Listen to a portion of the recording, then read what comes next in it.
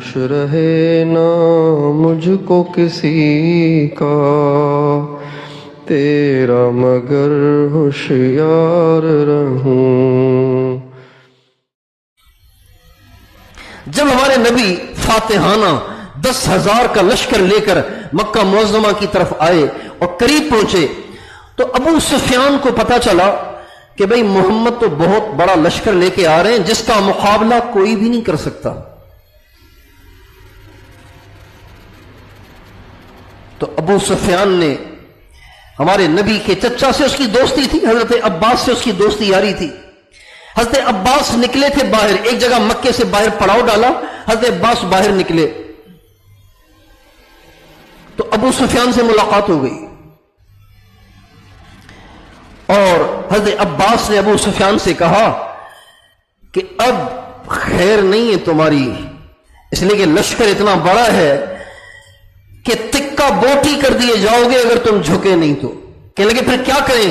کہ معافی چل کے مانگو، میرا بھتیجا بڑا معاف کرنے والا ہے، وہ اللہ کا محبوب ہے، وہ رحمت للعالمین ہے، تم نے جو کچھ بھی کیا ہے اس کے باوجود بھی اگر تم جھک گئے تو وہ تمہیں سزا نہیں دے گا، معاف کرے گا۔ کہنے لگے ابھی لے چلو۔ چنانچہ حضرت عباس نے ابو سفیان کو اپنے ساتھ گدھے پہ بٹھایا اور لے کر چلے حضور کی طرف۔ رات کا وقت تھا، اندھیرا، اور مسلمان ٹولیاں ٹولیاں بنا کے مختلف جگہوں پہ بیٹھے ہوئے تھے۔ جب حضرت عباس ابو سفیان کو گدھے پہ بٹھا کے لے کر نبی کریم صلی اللہ علیہ وسلم کے خیمے کی طرف چلے تو راستے میں حضرت عمر کی نظر پڑ گئی ابو سفیان پہ۔ حضرت عمر نے جو دیکھا ابو سفیان حضرت عباس کے ساتھ گدھے پر، تو انہوں نے دوڑ لگائی اس کے پیچھے، پکڑو اسے جانے نہ پائے۔ حضرت عمر نے جب دوڑ لگائی تو حضرت عباس نے اپنے جانور کو ایڑ ماری اور گدھے کو بھگایا، یہاں تک کہ کٹھے آ کے حضور کے خیمے پہ پہنچے۔ ادھر حضرت عباس نے ابو سفیان کا ہاتھ پکڑا ہوا ہے، ادھر پیچھے سے حضرت عمر نے اس کی قمیص کو پکڑا ہوا ہے اور اس کو گھسیٹنے کی کوشش کر رہے ہیں، حضرت عباس کے ہاتھ سے چھڑانے اور اسی وقت اسے قتل کرنے کی کوشش کر رہے ہیں۔ جب ہمارے نبی نے یہ منظر دیکھا تو اس موقع پہ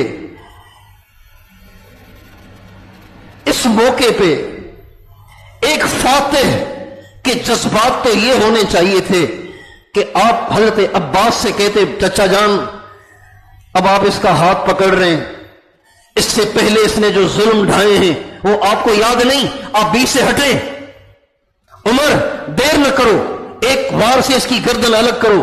یہ نہیں فرمایا، آپ نے حضرت عمر کو ڈانٹا اور فرمایا عمر پیچھے ہو جاؤ، پیچھے ہو جاؤ۔ حضرت عمر پیچھے ہٹے، حضرت عباس کہنے لگے یا رسول اللہ ابو سفیان اپنے کیے پہ نادم ہے، معافی چاہتا ہے۔ فرمایا معاف کیا۔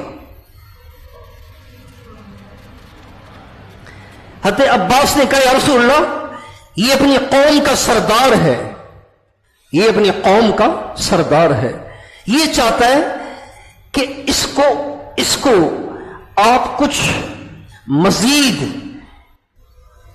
پروٹوکول دیں، مزید پروٹوکول دیں۔ آپ نے فرمایا مکے میں جا کے اعلان کراؤ جو اپنے گھر میں داخل ہو گیا اسے ہم معاف کرتے ہیں، اسے ہم کچھ نہیں کہیں گے، جو ابو سفیان کے گھر میں بھی چلا گیا ہم اس کو بھی کچھ نہیں کہیں گے۔ یہ پروٹوکول ہے۔ ابو سفیان کی تو عید ہو گئی، چنانچہ وہاں سے بھاگا۔ پھر آپ نے فرمایا حضرت عباس سے عباس جب ہم صبح کو یہاں سے چلیں گے اس کو فلاں پہاڑی پہ کھڑا کرنا تاکہ ذرا ایک دفعہ ہمارے لشکر کا منظر تو دیکھے۔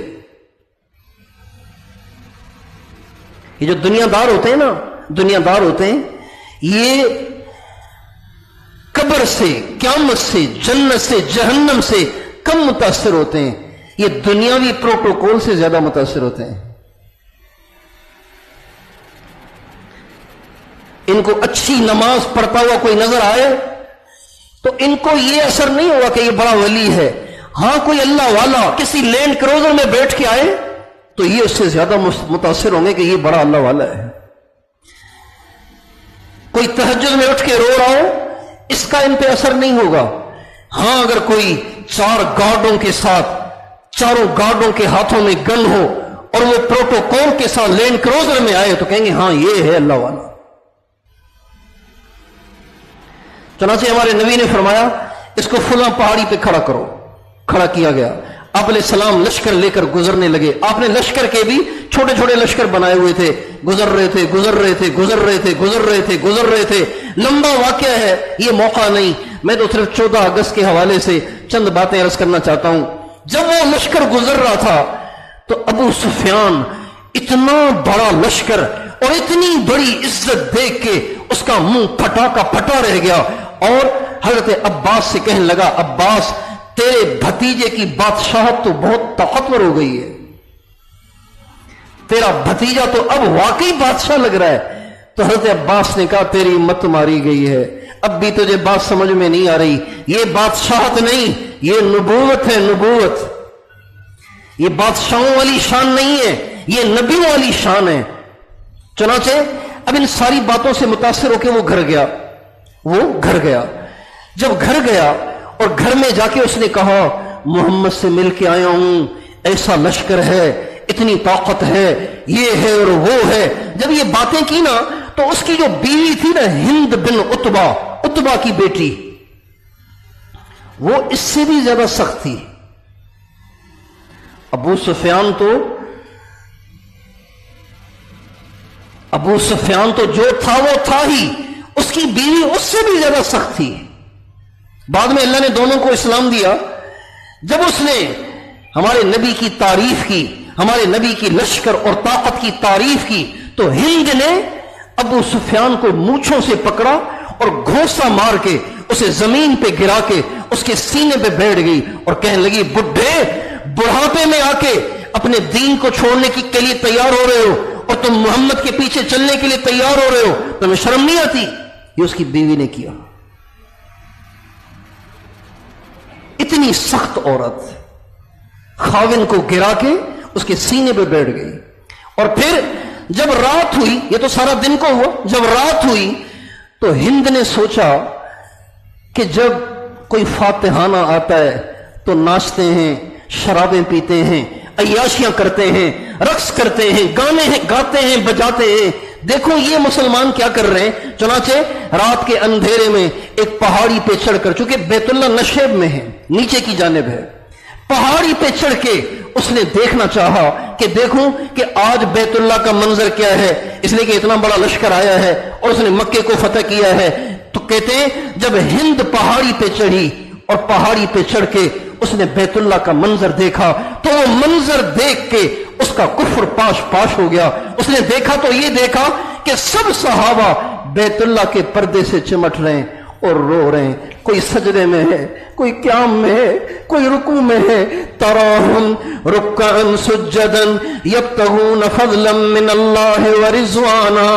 اللہ تعالیٰ فرماتے ہیں تو میرے نبی کے صحابہ کو دیکھنا، وہ سجدے میں ہوں گے، قیام میں ہوں گے، رکوع میں ہوں گے، اپنے پروردگار کے سامنے رو رہے ہوں گے.